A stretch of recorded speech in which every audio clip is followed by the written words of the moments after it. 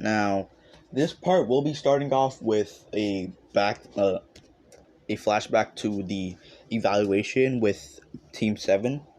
So yeah, I just wanted to let you guys know that. So, anyways, let's just hop into this. What if... So part 3 of What If Naruto Was the Reincarnation of the Grim Reaper starts off with, well, Naruto and his team being evaluated to make sure that they become an actual team, obviously. Now, the Team 7 was going to get passed either way. They would have kicked off maybe Naruto, since, nobody likes Naruto, nobody cares about him.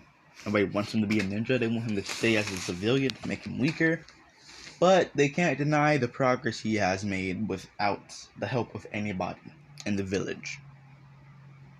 Even though it's not much, it is still better than what they had expected for him. So they can't deny that he is a bit more useful than they had hoped for. But still not useful enough to stay on Team 7. Since, Team 7 already has 2 senseis. Kicking off again wouldn't change or hurt it in any way, to be honest. Well, that's what they think. But as the evaluation starts and, well, Mito and Mema stay outside, Naruto goes and hides, and he plans on what he's going to do. Now, he can't show his full power yet, but he can show a bit of his power to gain some amount of respect or fear in his team. So he devises a plan to capture at least one of his senseis, if not hurt them a little bit, to the point where they somewhat acknowledge his strength and his intelligence. Now that he's since he's going to probably become a ninja, he has to find a way for them to somewhat still fear him, because how he's just going to be around going as a ninja where nobody in your village even thinks of you as a worthy enemy or ally. So he has to show a bit of his intelligence, his tactfulness. Obviously, since you guys know from the last parts, he's pretty smart since he was capturing villagers and even tunings and able to trap them and take their souls to gain more power. So he's not an idiot. He's very smart, very tactful, and very tricky, like a fox, obviously, since he has the fox sealed inside of him. But Naruto, he sets up a couple traps around the trees. He makes them obvious so that they're easy to avoid. So when his main trap, it leads Kakashi or Kushina or both of them, or even his whole team, his whole possible team, into the main trap, which is going to be set in the middle of these traps that he has set around the trees. It's going to be somewhat set in the middle. It's going to be leading whoever gets set in the trap, stuck in it. It'll lead them to the main trap, which will, it won't hurt them. It won't kill them if they're skillful enough. It's not supposed to be deadly because this is his new team. This is supposed to be his new team, obviously. And as you guys know in the last part, nobody died. So, but nobody, you don't have to worry about anybody dying, anybody getting hurt too seriously. Just enough to bruise anybody's ego. That's what the trap is going to do. Okay? So Naruto then leads Kushina since she's the hothead. Kakashi's more calm. Even though he's around his family, he's more prone to anger since he's around family now. He's training family. He's going to be teaching alongside people who are basically his family. So he'll be more prone to anger and, non-controlled burst of, stupidity since he's around people he cares for. So he decides to leave Kushina though, since she's probably the easiest, since she's known as the red habanero of the village, who's a hothead. So Naruto leads her easily with a couple of, well, not threats, but they are similar to threats, but they're more like, I don't know what the word is. insults is the word. My bad, but they're more like threatening insults, basically. Like, he threatens to cut her hair bald to make her look like, I don't know, like some random shinobi who's bald. I can't really name any bald shinobis off the top of my head. So he just like threatens to bald, make her head bald, make her more prettier. And, obviously, since she's a hothead and doesn't like Naruto in this series, she goes straight after him. And she gets stuck in his little trap, which is designed to even trap, well, Kages, low Kages, obviously. Not mid Kages. Naruto's not that strong yet, but he can still trap Kage Shinobi. He can still trap people who are somewhat stronger than him in this series. So he goes ahead and he traps her. And he just throwing insults at her. And then, well, the rest of his team comes over here because she has the other bells. She has the other bell. And Naruto is just throwing insults at everybody. Nobody's safe. He's calling Menma a tomato. Well, he's calling Mito a tomato. Just like her mom. 2 stupid tomatoes. He's calling Menma a dumb banana head. And he's calling Kakashi and some type of insult, like a pervert, a gray-haired pervert and stuff. Just throwing insults at them, making them angry, and getting them stuck in the trap as well. And Kushina was trying to warn them, but since Kakashi, he's more prone to anger now since he has family. He's not as calm since he has people who are basically his family to protect, and it kind of lets his guard down a little bit. So he gets stuck in the trap as well. He tries to escape, nearly does, but Naruto just kicks him in his face, and he takes the bells while he's down. And, well, everybody else passes since they were bound to pass, but this just makes their hatred for Naruto grow even more to what it is now. So we're just gonna flash forward to present time since everything else that happened after, Naruto kicked Kakashi and took his belt doesn't matter, okay? They were bound to pass either way since, that's the Hokage's children. They have to pass, now. So, otherwise they'll complain and their children prophecy on all this bullcrap. So, as Naruto and his team are escorting Tazuna, like in canon, Naruto spots the puddle, and Kurama warned him there shouldn't be a puddle. It's way too hot for that. And the Green Root was like, I can sense 2 weak souls in that puddle. It's some sort of genjutsu, as you guys call it. You might want to avoid that puddle for now. Even though you might be strong enough to handle them, since they're not that strong, you should still avoid them since you can't show off your true power right now. You're only maybe Jonin level. And if you were to show off that you were basically a Jonin, that would be very suspicious, and then they would seal you off out of jealousy, and we don't want that, do we? Not right now, since you're not strong enough to handle with them. Naruto's like, yeah, man, I get it. You don't have to keep on telling me, Shinigami.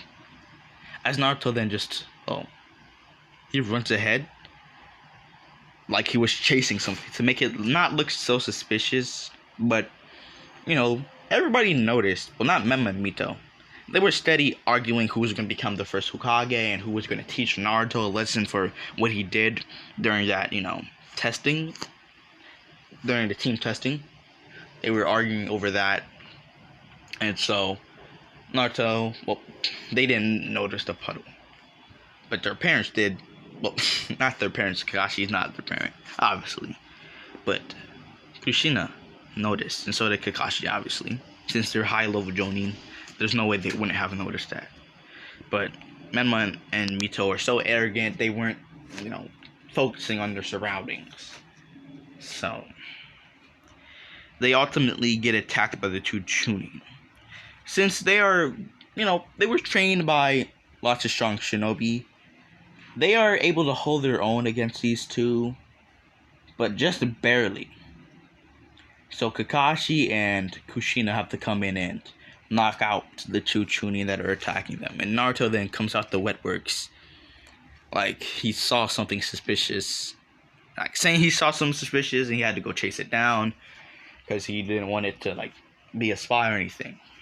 And Kushina and Kakashi just believe this because they don't care if he died or not. They don't care if he left or anything, since he's not at all of importance to them. So if he were to leave and get killed, they wouldn't have cared.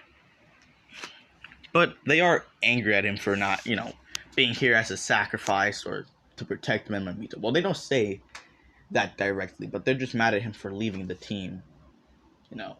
When he could have been used as a protector. But even if he did leave the team and died, they wouldn't have been too mad since they were there, obviously. So they would have been able to kill these two Chunin, or at least defend themselves and their children against these two Chunin. So a couple minutes pass by, and they wake up the two Chunin after, thinking over some torture plans to get information out these two Chunin. But these two Chunin see Kakashi and they see Kushina right away. They're spitting out information. They're spitting out how they were hired by Gato, and there's another ninja.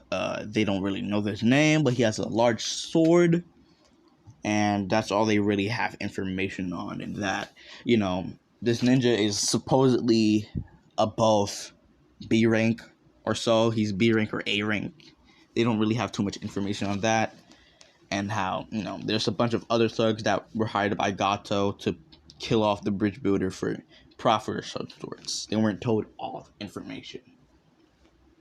And Kakashi and Kushina are understandably mad since, these two Chunins nearly hurt Mema and Mito. They're two prized children, the two children of prophecy. They nearly got hurt. So they just kill the Chunin, seal away their heads for, whatever their bounty might be to get some extra money. And they then, berate Tazuna with insults and angry remarks and questions. Like, why would you lie about the rank of the mission? And Tazuna, out of fear that he might get his ass beat like these Chunins or might get killed, he responds to all of their questions. Like how Gato, like how the Chunin said, is just like this major thug boss, this mafia boss who wants him dead for profit. No other countries can trade with his country, the land of the waves. Oh, the land in the waves. Or land of the waves, I don't remember. I think it's land of the waves, my guys. I forgot though. I'm kind of stupid. But he says what he says, like how he has to do this for his family and how they're broke and stuff. And Kakashi and Kushina are still super angry because he lied about the ranking of the mission, and they just here for money. They don't care if he dies or not, since he's not at all, important to the prophecy or anything. He's like, him dying or anything, it's not going to affect how much money they're going to make in a negative way. It's not going to affect their image, since his village is bound to, it was already being taken over. So, but Mema and Mito, seeing how they were, just randomly attacked, and they decide that this could be some extra training, and this could help them show off to Naruto how to never mess with him again, and if he does, that they have the strength to beat his ass, and, do whatever bad things they want to do then. So they beg Kakashi and Kushina to let them stay on this mission, because it's extra money. First of all, it's extra money. Second of all, it's extra training, extra opponents, extra knowledge on opponents' different styles.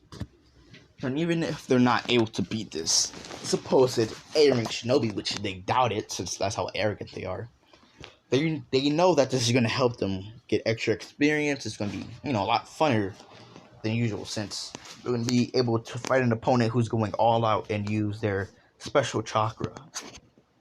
And Naruto's like, I assume that special chakra is your chakra, Kurama?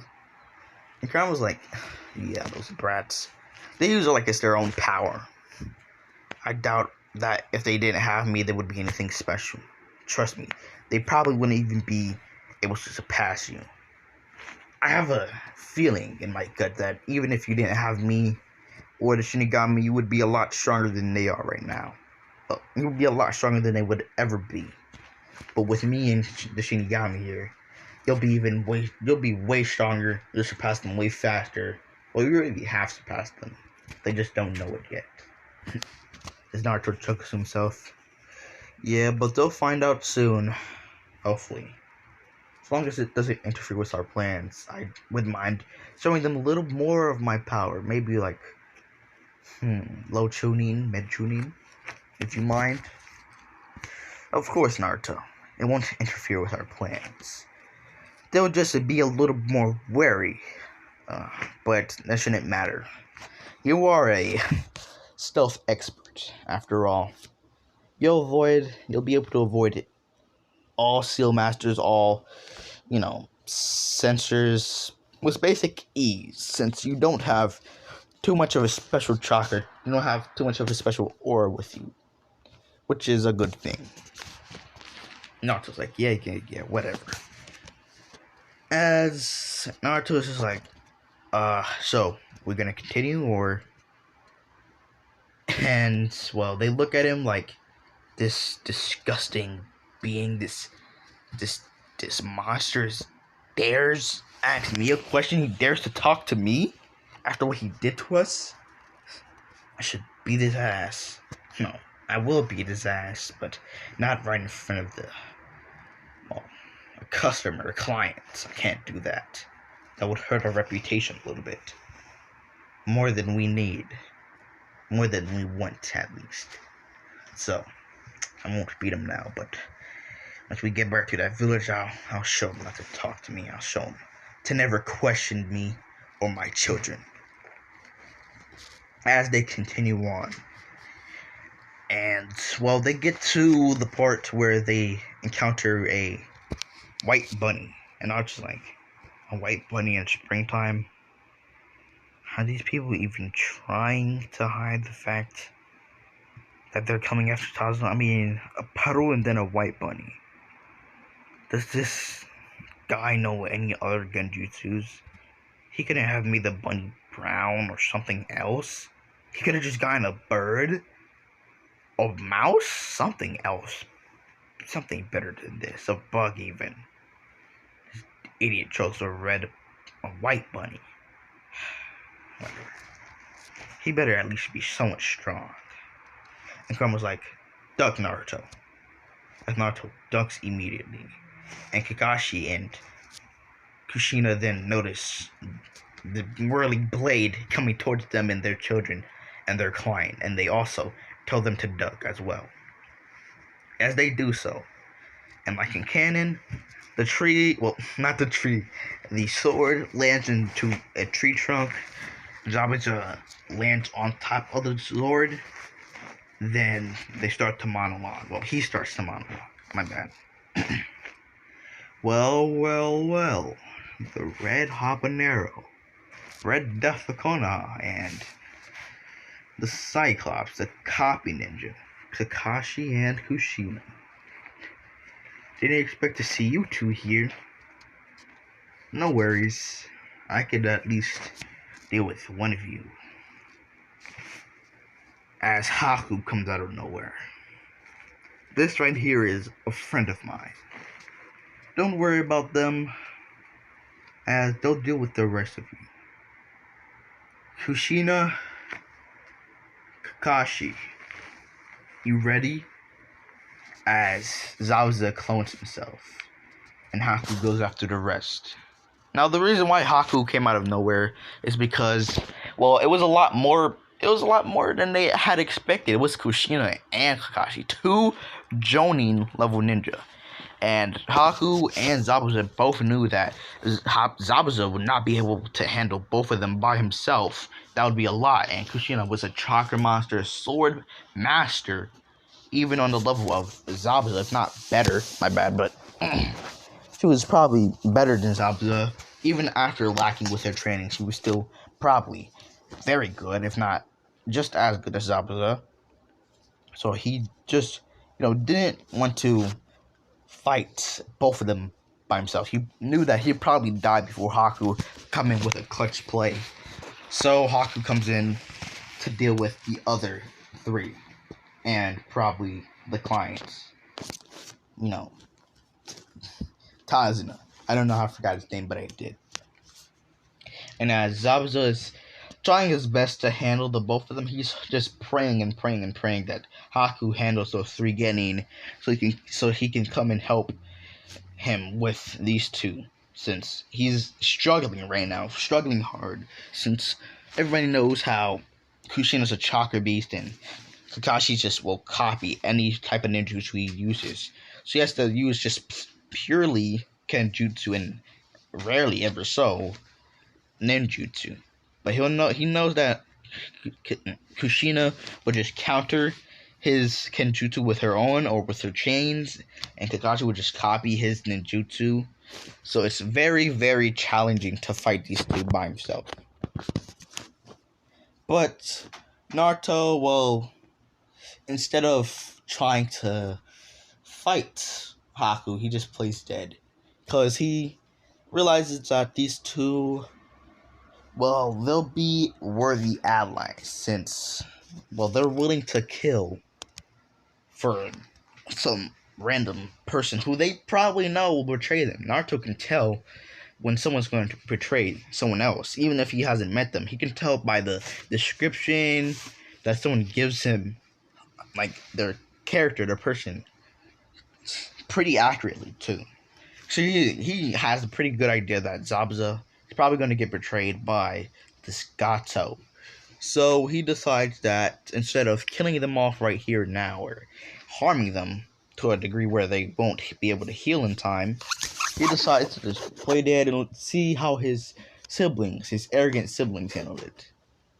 So he just, well, pretends to die. Well, he doesn't die. He doesn't pretend to die necessarily. He just pretends to be unconscious from, well, tripping over some stupid rock and hitting his head.